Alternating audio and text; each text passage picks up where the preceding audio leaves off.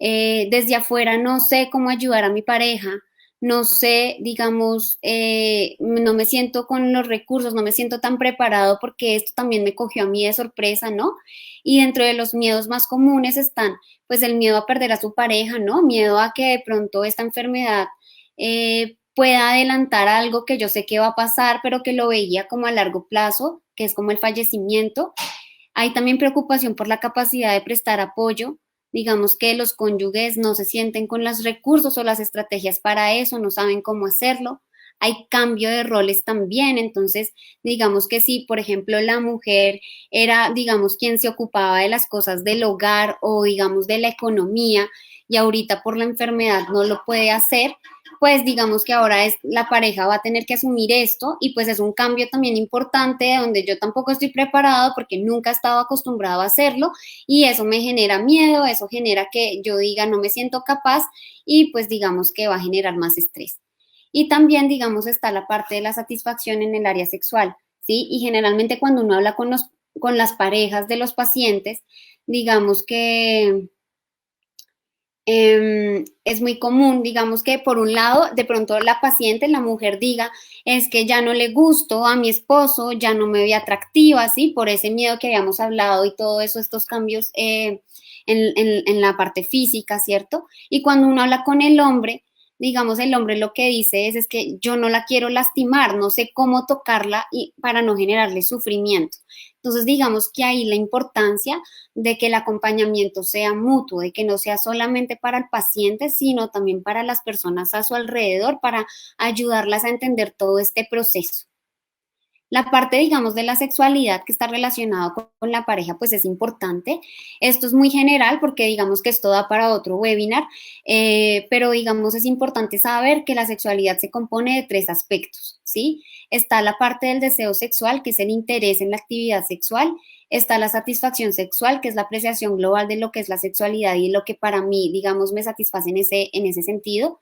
Y la tercera es el funcionamiento sexual, que tiene que ver con la parte de la excitación y el orgasmo.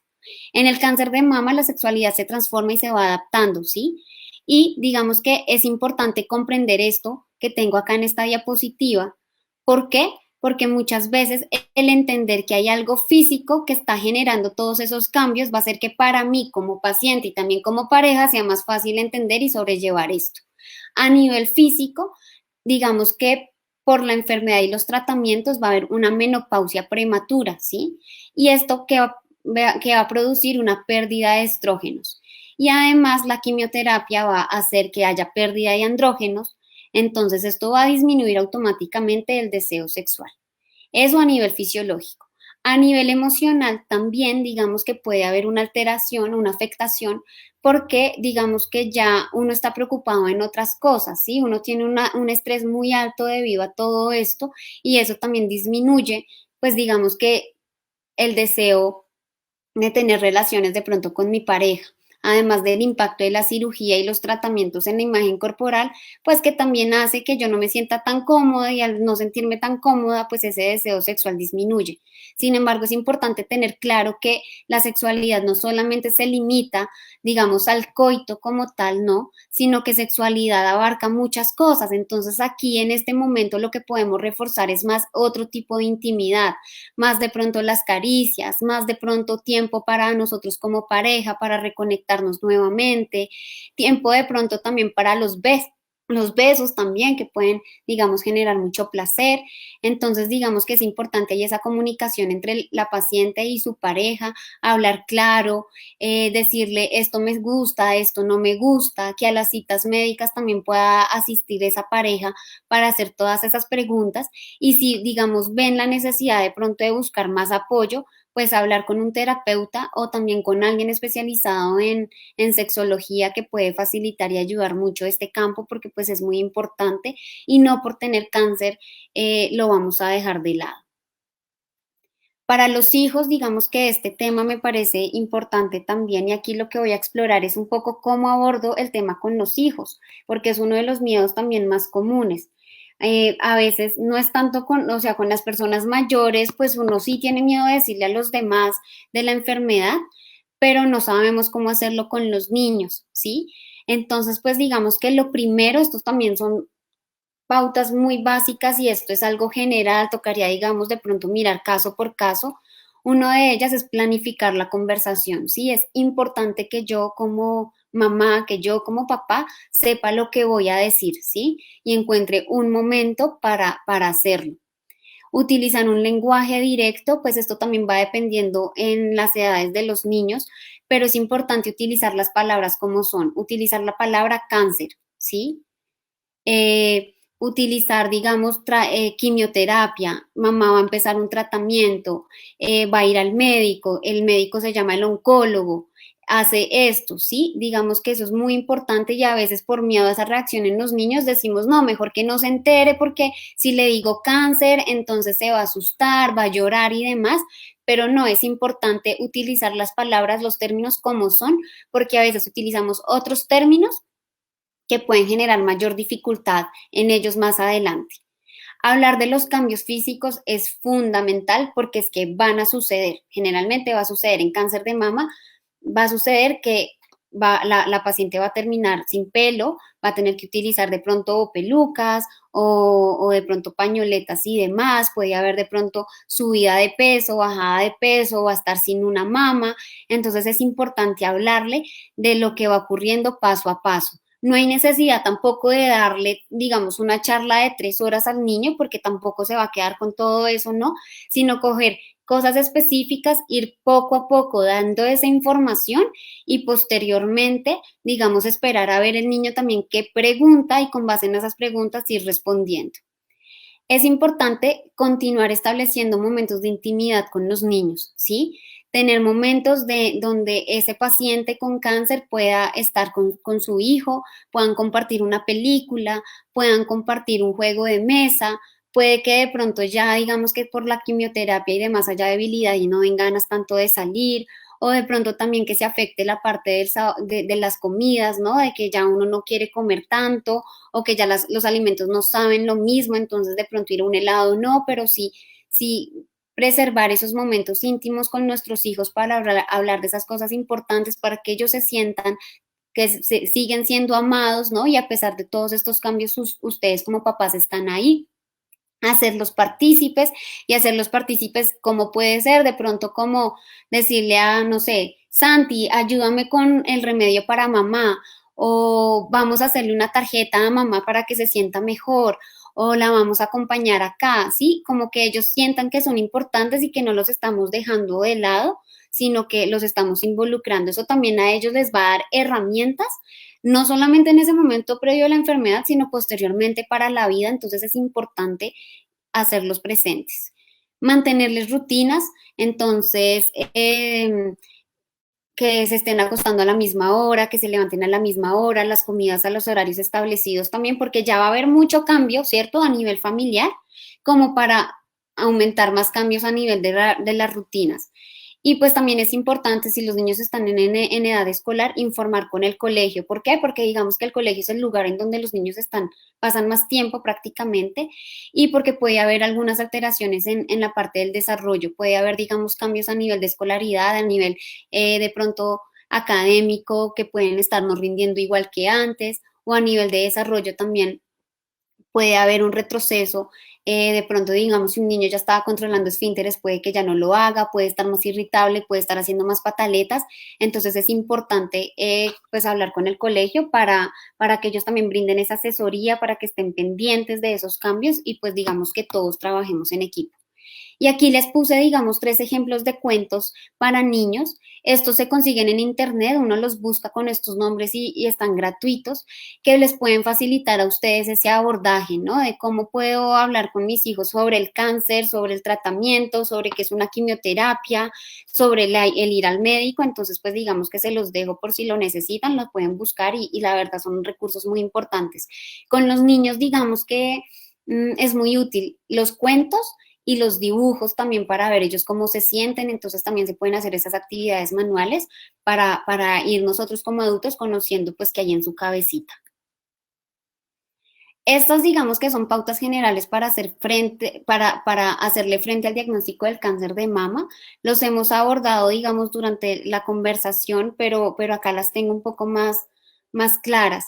Lo primero es informarse sobre la enfermedad. Ante cualquier diagnóstico, leer, preguntar, ir al médico, llevar de pronto un cuaderno, anotar lo que está diciendo el médico, porque también pasa muchas veces que en esa primera cita, sobre todo, sí, las primeras veces cuando nos dicen tiene cáncer, el impacto emocional es tan alto que todo lo que me están diciendo en ese momento se me puede olvidar y es como si nadie me hubiera dicho nada. Entonces, pues es importante eso, ¿no? Como llegar a la cita de pronto con un cuaderno, anotar las cosas, mirar en internet, pero tratar de pronto de no buscarla en Google, sino de pronto decirle al médico, oiga, doctor, yo quiero saber más sobre el cáncer de mama, usted me puede dar como algunos links o algún sitio donde yo pueda buscar en fundaciones, en asociaciones de cáncer de mama es muy útil.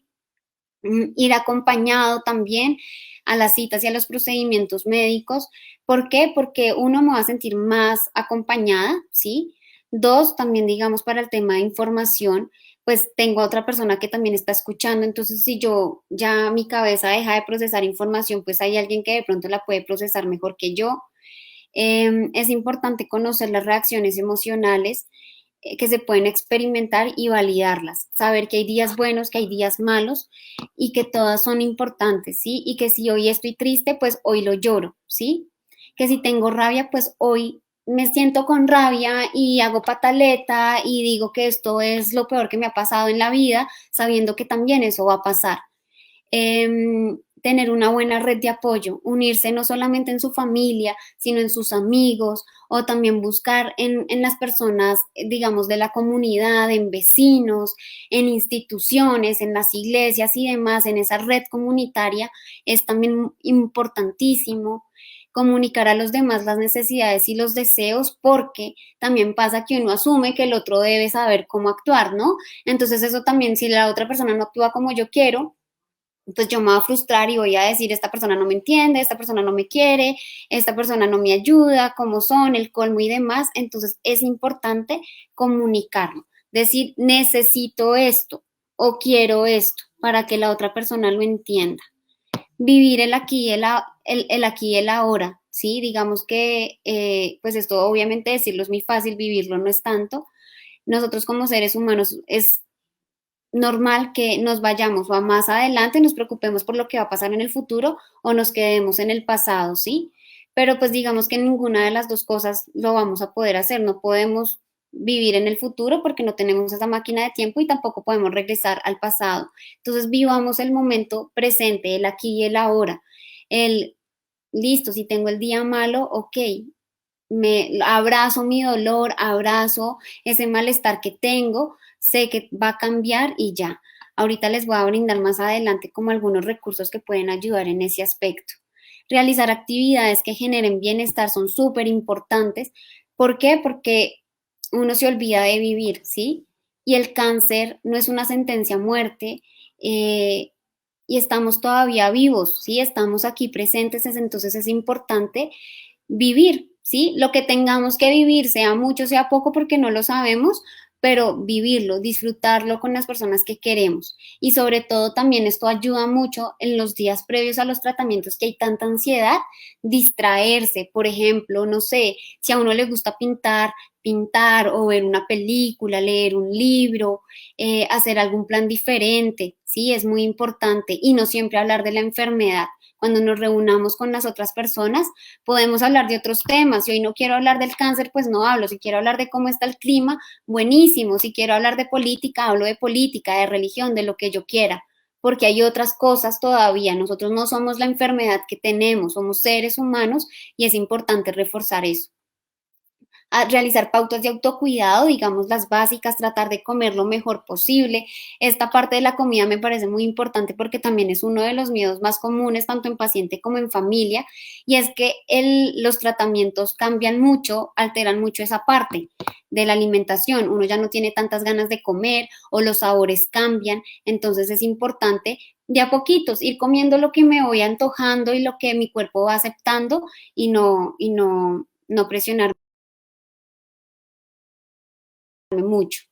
tratar de descansar también en la medida de lo posible y asistir a los controles y ser adherente a los tratamientos es fundamental.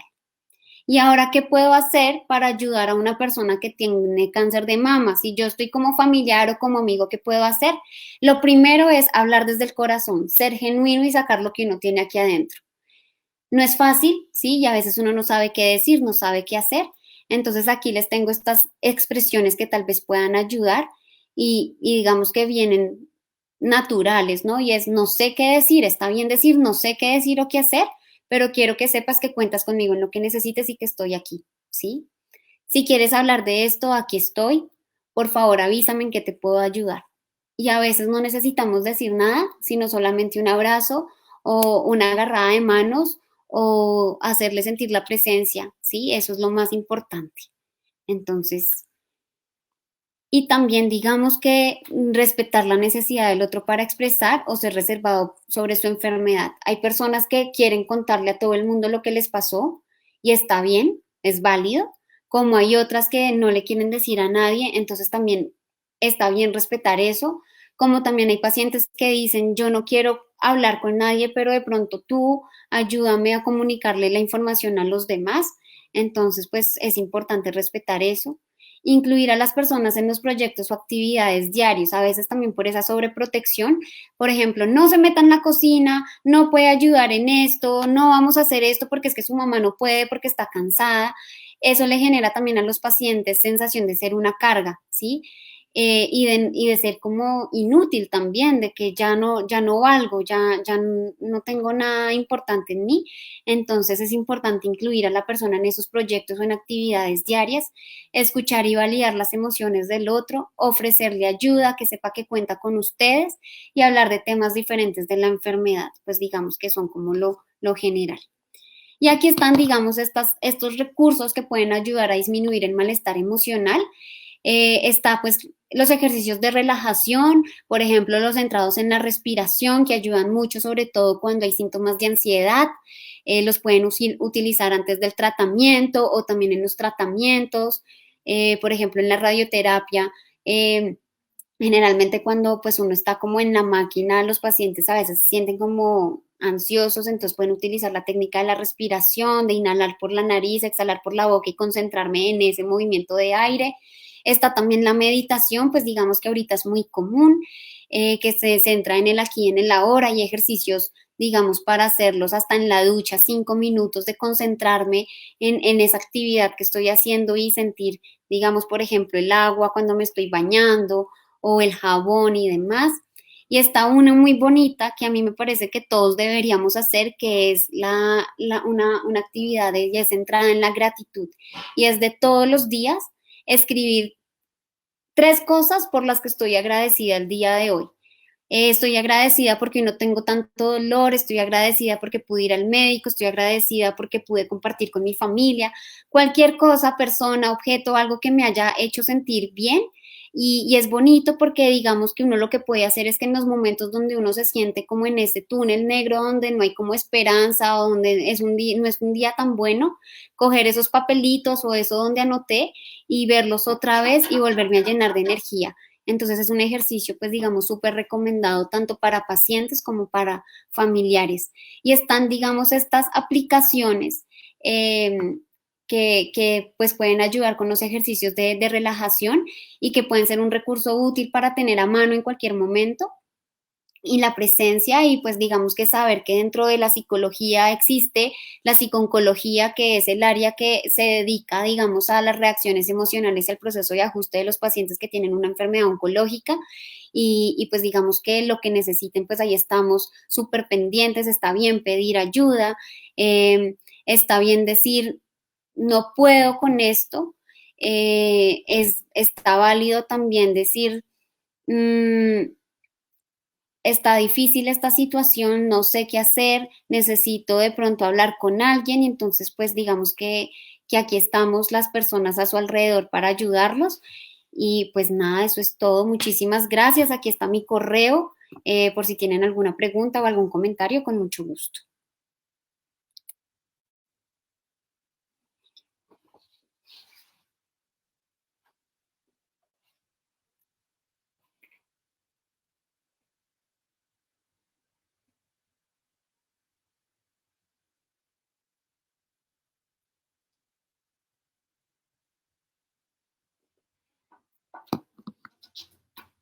Listo, voy entonces a ir viendo las preguntas que me han, pues, que han hecho aquí en el chat.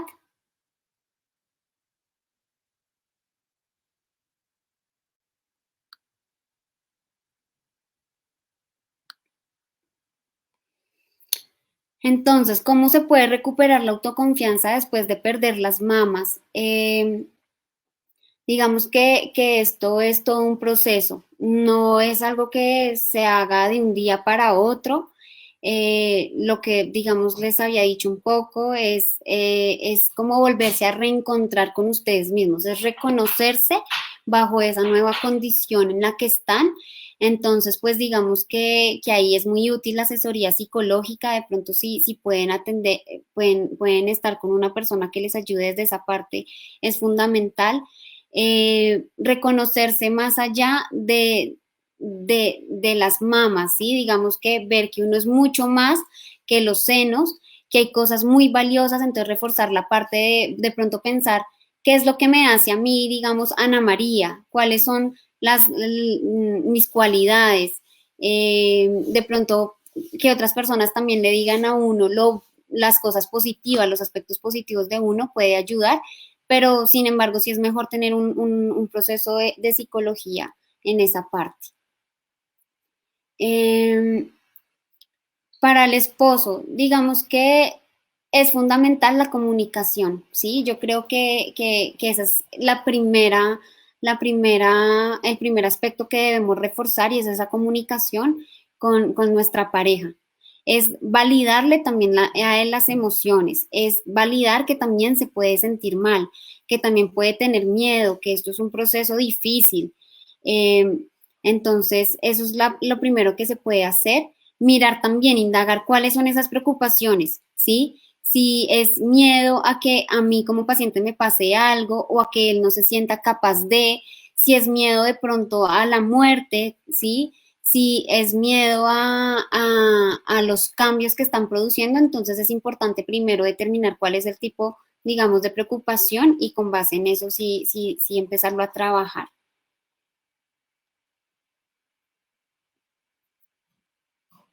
No duermo, perdí confianza en mí, ya siento que mi alma no es la misma. Creo que ahí es importante también saber que somos siempre diferentes, ¿sí? Que la persona que tú eras hace 5 minutos no es la misma que la que está haciendo hoy ni la misma que va a ser mañana.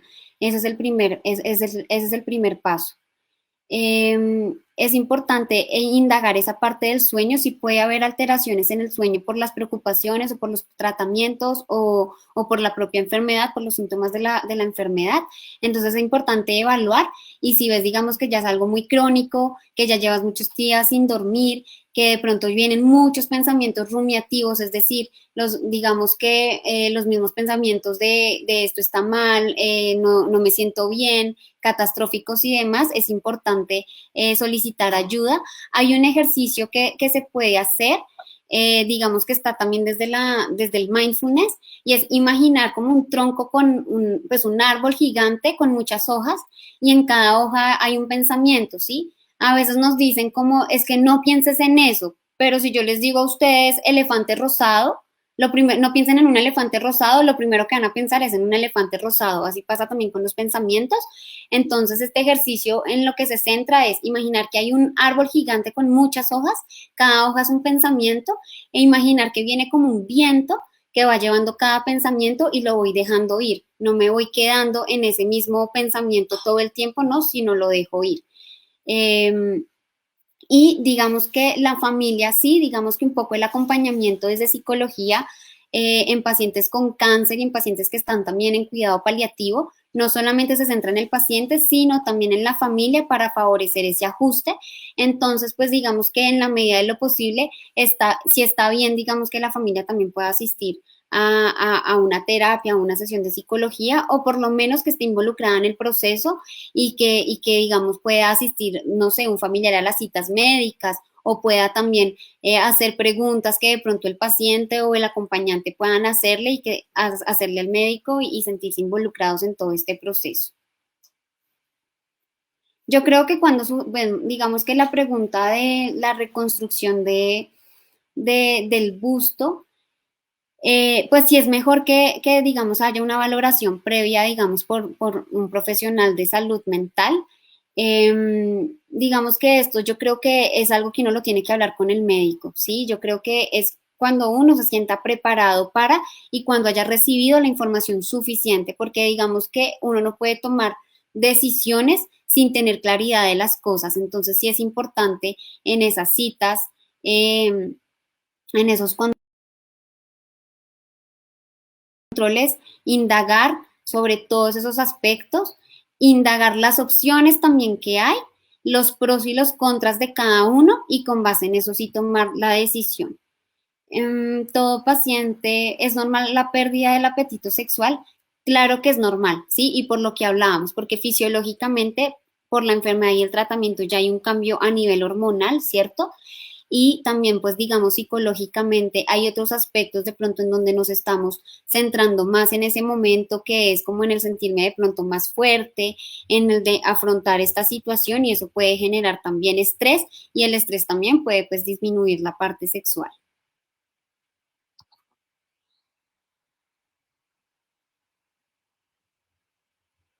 No sé si tienen alguna otra pregunta.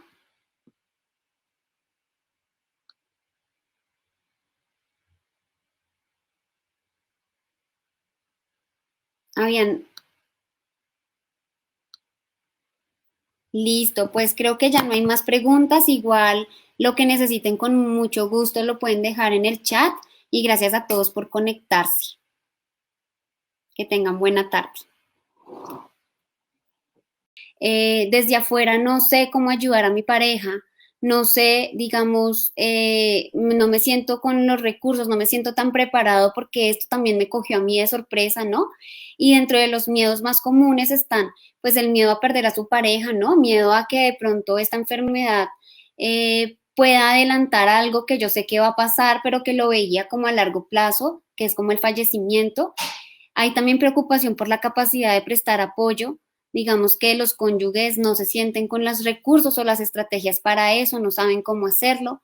Hay cambio de roles también, entonces digamos que si, por ejemplo, la mujer era, digamos, quien se ocupaba de las cosas del hogar o, digamos, de la economía y ahorita por la enfermedad no lo puede hacer, pues digamos que ahora es la pareja va a tener que asumir esto y pues es un cambio también importante donde yo tampoco estoy preparado porque nunca he estado acostumbrado a hacerlo y eso me genera miedo, eso genera que yo diga no me siento capaz y pues digamos que va a generar más estrés.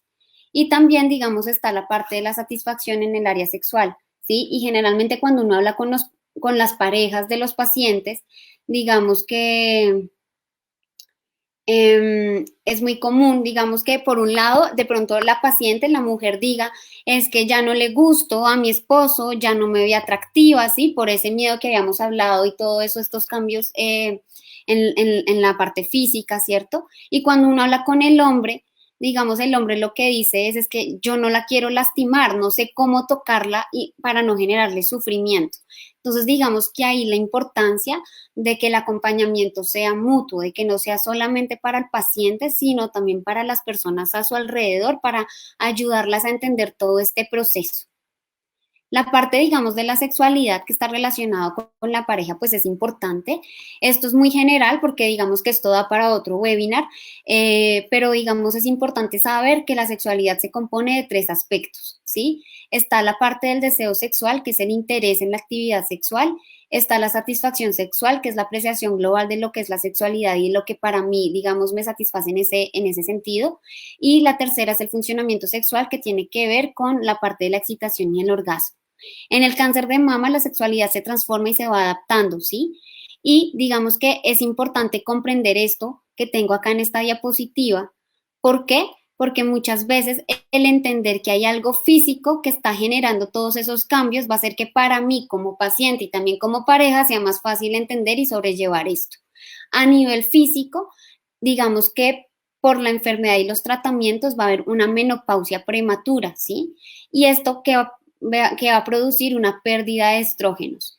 Y además la quimioterapia va a hacer que haya pérdida de andrógenos, entonces esto va a disminuir automáticamente el deseo sexual. Eso a nivel fisiológico.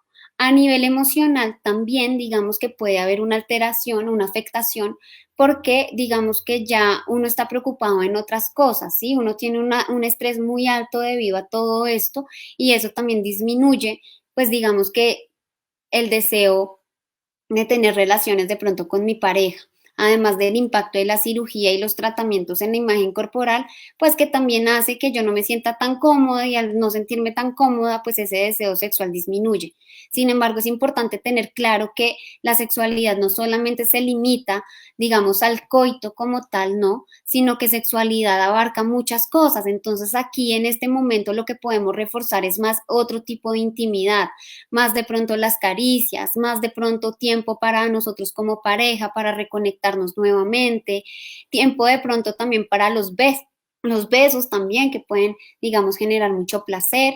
Entonces, digamos que es importante ahí esa comunicación entre la paciente y su pareja, hablar claro, decirle esto me gusta, esto no me gusta, que a las citas médicas también pueda asistir esa pareja para hacer todas esas preguntas y si, digamos, ven la necesidad de pronto de buscar más apoyo, pues hablar con un terapeuta o también con alguien especializado en sexología que puede facilitar y ayudar mucho este campo porque pues es muy importante y no por tener cáncer lo vamos a dejar de lado. Para los hijos, digamos que este tema me parece importante también y aquí lo que voy a explorar es un poco cómo abordo el tema con los hijos, porque es uno de los miedos también más comunes. A veces no es tanto con, o sea, con las personas mayores, pues uno sí tiene miedo de decirle a los demás de la enfermedad, pero no sabemos cómo hacerlo con los niños, ¿sí? Entonces, pues digamos que lo primero, estos también son pautas muy básicas y esto es algo general, tocaría, digamos, de pronto mirar caso por caso. Una de ellas es planificar la conversación, ¿sí? Es importante que yo como mamá, que yo como papá sepa lo que voy a decir, ¿sí? Y encuentre un momento para hacerlo. Utilizar un lenguaje directo, pues esto también va dependiendo en las edades de los niños, pero es importante utilizar las palabras como son, utilizar la palabra cáncer, ¿sí? Utilizar, digamos, quimioterapia, mamá va a empezar un tratamiento, va a ir al médico, el médico se llama el oncólogo, hace esto, ¿sí? Digamos que eso es muy importante y a veces por miedo a esa reacción en los niños decimos, no, mejor que no se entere porque si le digo cáncer, entonces se va a asustar, va a llorar y demás, pero no, es importante utilizar las palabras, los términos como son, porque a veces utilizamos otros términos que pueden generar mayor dificultad en ellos más adelante. Hablar de los cambios físicos es fundamental porque es que van a suceder, generalmente va a suceder en cáncer de mama, va a suceder que la paciente va a terminar sin pelo, va a tener que utilizar de pronto pelucas o de pronto pañoletas y demás, puede haber de pronto subida de peso, bajada de peso, va a estar sin una mama, entonces es importante hablarle de lo que va ocurriendo paso a paso. No hay necesidad tampoco de darle, digamos, una charla de 3 horas al niño, porque tampoco se va a quedar con todo eso, ¿no? Sino coger cosas específicas, ir poco a poco dando esa información y posteriormente, digamos, esperar a ver el niño también qué pregunta y con base en esas preguntas ir respondiendo.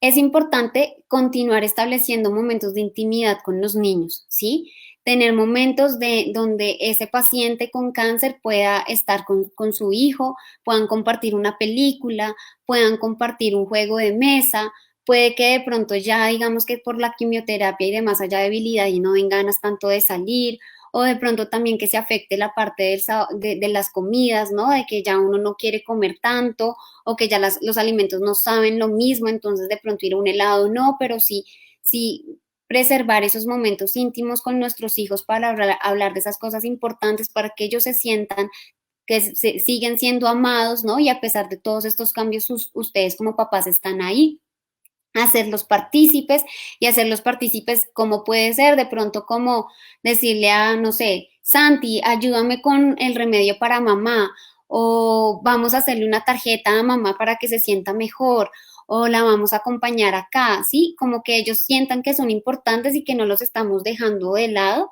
sino que los estamos involucrando. Eso también a ellos les va a dar herramientas no solamente en ese momento previo a la enfermedad, sino posteriormente para la vida, entonces es importante hacerlos presentes.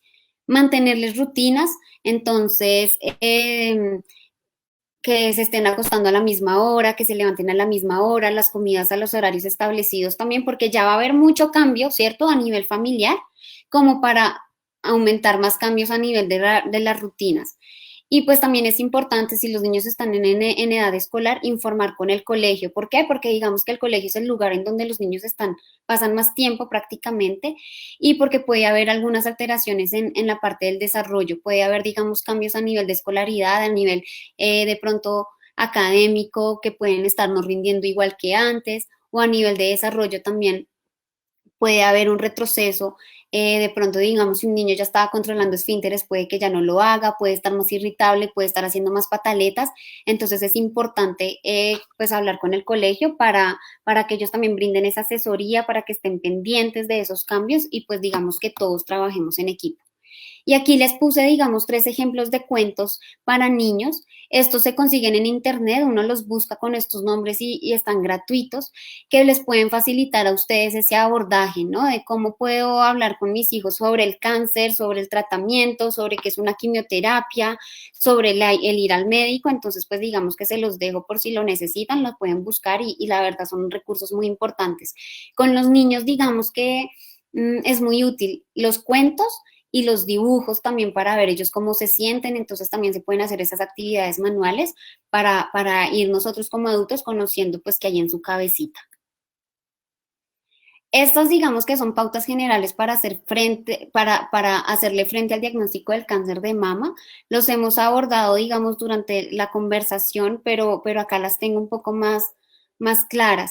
Lo primero es informarse sobre la enfermedad ante cualquier diagnóstico, leer, preguntar, ir al médico, llevar de pronto un cuaderno, anotar lo que está diciendo el médico, porque también pasa muchas veces que en esa primera cita, sobre todo, sí, las primeras veces cuando nos dicen tiene cáncer, el impacto emocional es tan alto que todo lo que me están diciendo en ese momento se me puede olvidar y es como si nadie me hubiera dicho nada. Entonces, pues es importante eso, ¿no? Como llegar a la cita de pronto con un cuaderno, anotar las cosas, mirar en internet, pero tratar de pronto de no buscar en Google, sino de pronto decirle al médico, oiga, doctor, yo quiero saber más sobre el cáncer de mama, usted me puede dar como algunos links o algún sitio donde yo pueda buscar en fundaciones, en asociaciones de cáncer de mama es muy útil.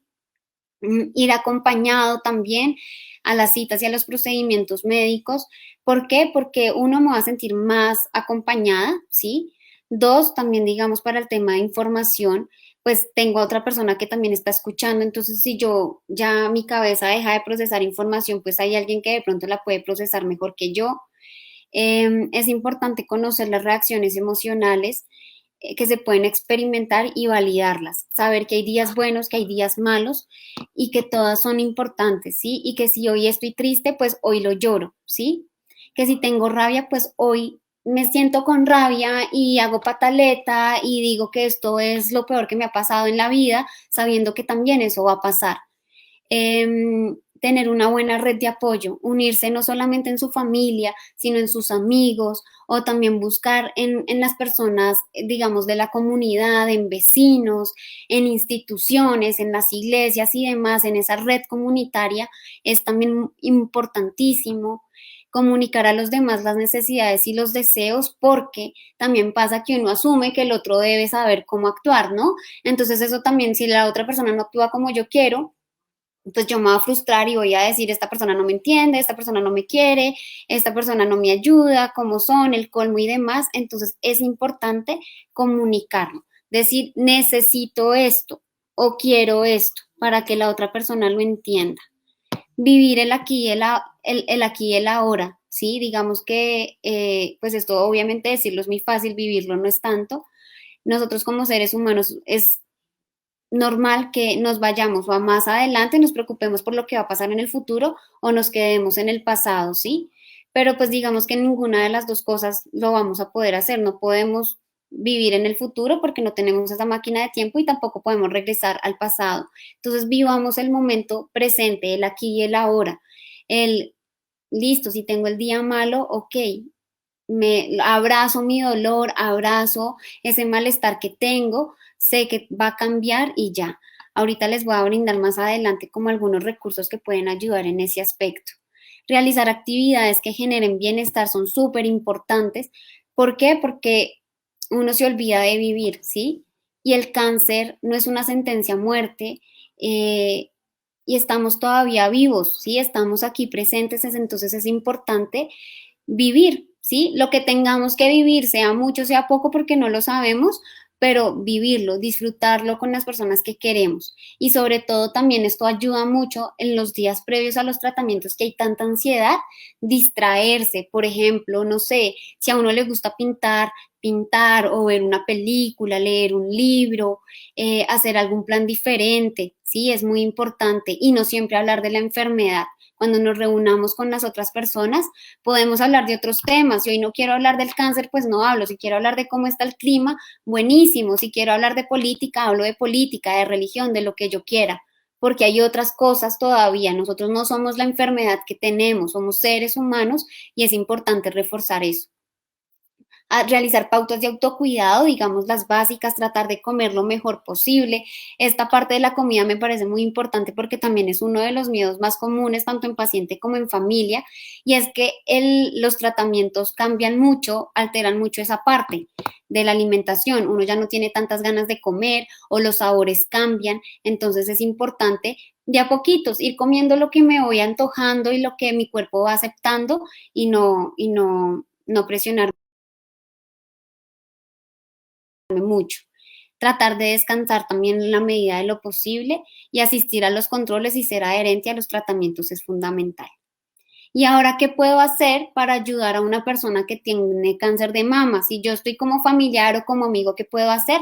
Lo primero es hablar desde el corazón, ser genuino y sacar lo que uno tiene aquí adentro. No es fácil, ¿sí? Y a veces uno no sabe qué decir, no sabe qué hacer. Entonces aquí les tengo estas expresiones que tal vez puedan ayudar y digamos que vienen naturales, ¿no? Y es, no sé qué decir, está bien decir, no sé qué decir o qué hacer, pero quiero que sepas que cuentas conmigo en lo que necesites y que estoy aquí, ¿sí? Si quieres hablar de esto, aquí estoy. Por favor, avísame en qué te puedo ayudar. Y a veces no necesitamos decir nada, sino solamente un abrazo o una agarrada de manos o hacerle sentir la presencia, ¿sí? Eso es lo más importante. Entonces, y también digamos que respetar la necesidad del otro para expresar o ser reservado sobre su enfermedad. Hay personas que quieren contarle a todo el mundo lo que les pasó y está bien, es válido, como hay otras que no le quieren decir a nadie, entonces también está bien respetar eso, como también hay pacientes que dicen yo no quiero hablar con nadie, pero de pronto tú ayúdame a comunicarle la información a los demás, entonces pues es importante respetar eso.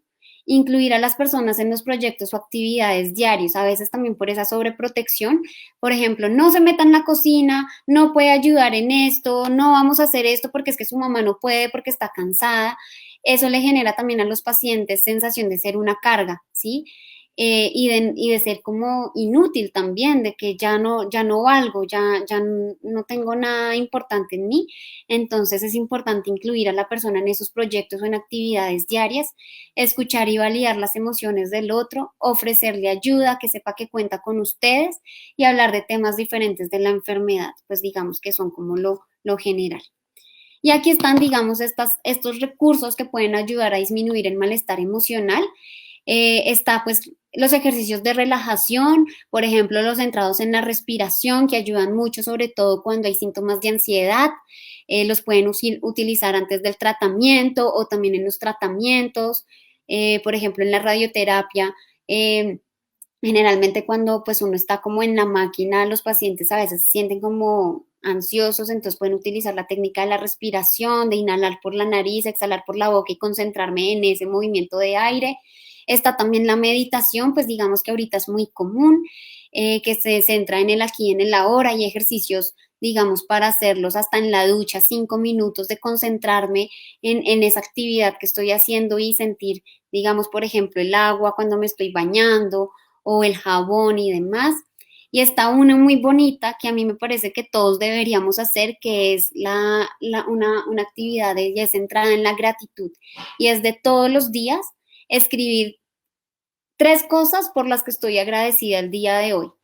Estoy agradecida porque no tengo tanto dolor, estoy agradecida porque pude ir al médico, estoy agradecida porque pude compartir con mi familia, cualquier cosa, persona, objeto, algo que me haya hecho sentir bien.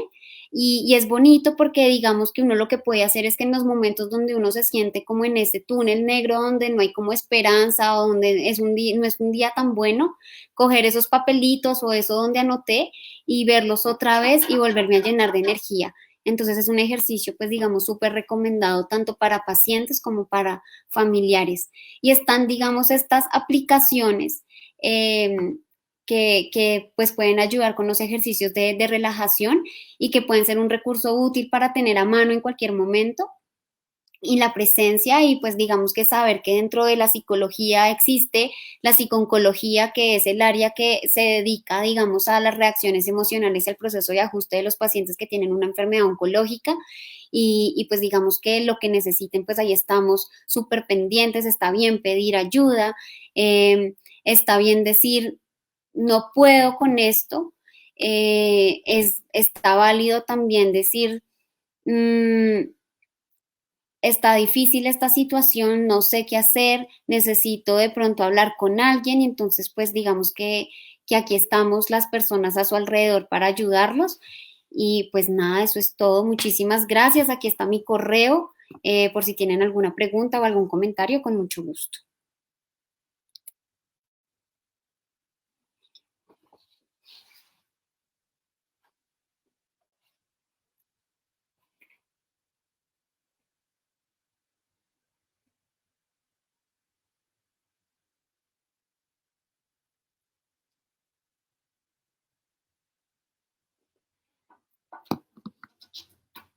Listo, voy entonces a ir viendo las preguntas que pues, que han hecho aquí en el chat.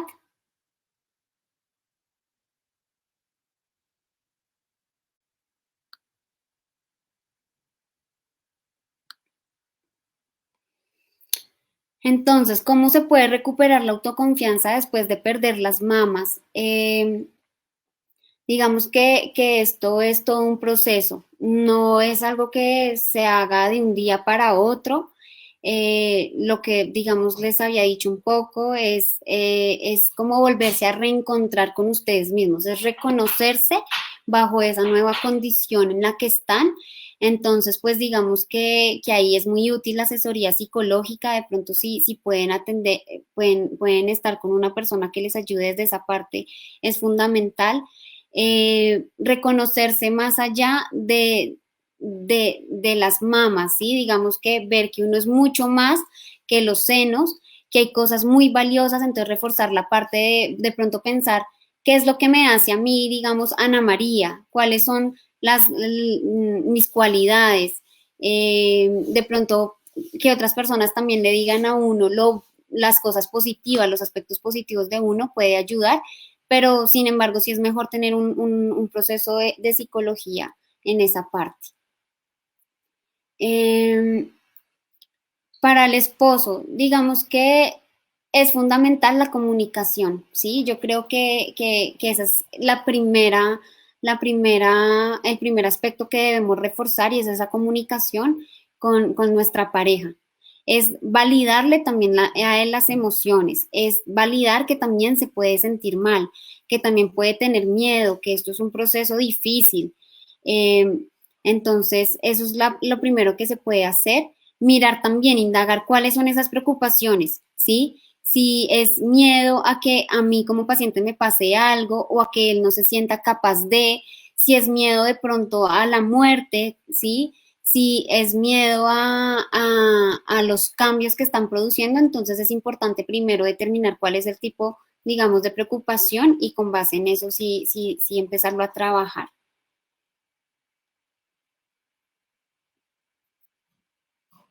No duermo, perdí confianza en mí, ya siento que mi alma no es la misma. Creo que ahí es importante también saber que somos siempre diferentes, ¿sí? Que la persona que tú eras hace 5 minutos no es la misma que la que está haciendo hoy ni la misma que va a ser mañana. Ese es el primer paso. Es importante indagar esa parte del sueño, si puede haber alteraciones en el sueño por las preocupaciones o por los tratamientos o por la propia enfermedad, por los síntomas de la enfermedad. Entonces es importante evaluar y si ves, digamos que ya es algo muy crónico, que ya llevas muchos días sin dormir, que de pronto vienen muchos pensamientos rumiativos, es decir, digamos que los mismos pensamientos de esto está mal, no me siento bien, catastróficos y demás, es importante solicitar ayuda. Hay un ejercicio que se puede hacer, digamos que está también desde el mindfulness, y es imaginar como un tronco con pues un árbol gigante con muchas hojas, y en cada hoja hay un pensamiento, ¿sí? A veces nos dicen como, es que no pienses en eso, pero si yo les digo a ustedes elefante rosado, no piensen en un elefante rosado, lo primero que van a pensar es en un elefante rosado. Así pasa también con los pensamientos. Entonces, este ejercicio en lo que se centra es imaginar que hay un árbol gigante con muchas hojas, cada hoja es un pensamiento, e imaginar que viene como un viento que va llevando cada pensamiento y lo voy dejando ir. No me voy quedando en ese mismo pensamiento todo el tiempo, no, sino lo dejo ir. Eh, y digamos que la familia, sí, digamos que un poco el acompañamiento desde psicología en pacientes con cáncer y en pacientes que están también en cuidado paliativo, no solamente se centra en el paciente, sino también en la familia para favorecer ese ajuste.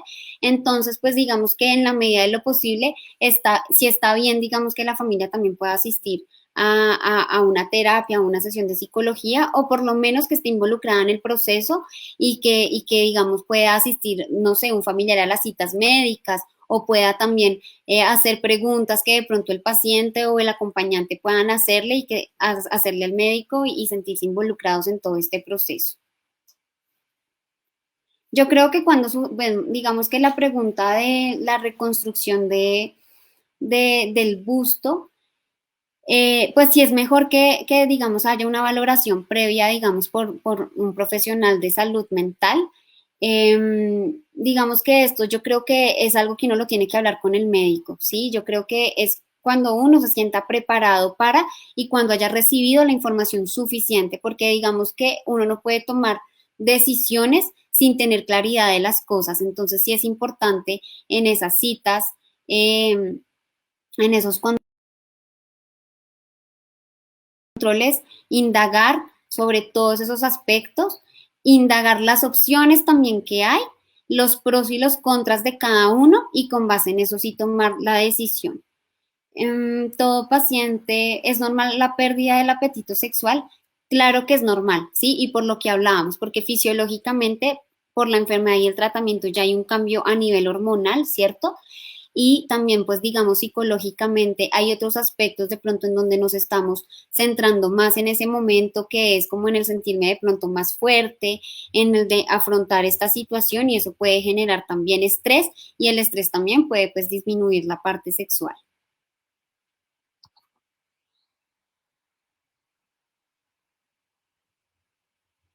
No sé si tienen alguna otra pregunta.